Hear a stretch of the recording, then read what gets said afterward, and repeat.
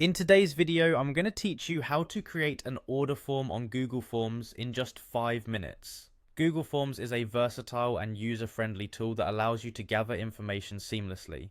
Whether you're running a small business, hosting an event, or just need to collect information, creating an order form is a quick and efficient way to do it. To begin, let's navigate to Google Drive.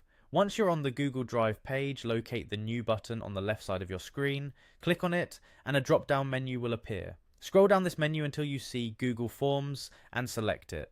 This action will open a new tab presenting you with the Google Forms interface. Now opt for a blank form from the available options. This blank slate is where you'll design your custom order form. Let's start by giving your form a name that's descriptive and to the point. Click on Untitled Form and type in your desired title. Next, add a brief description below the title to inform users what the form is about. This is a great place to explain the purpose of your order form and any important details. Once you have your title and description in place, it's time to add questions to your form.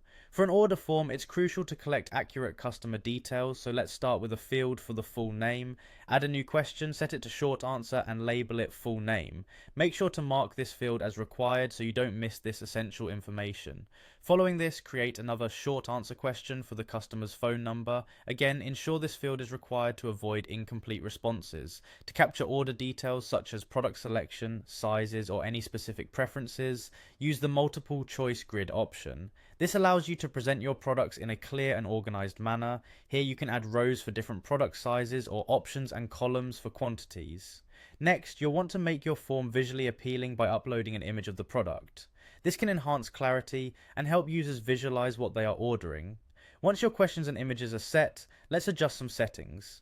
Click on the Settings icon, then navigate to the Responses tab.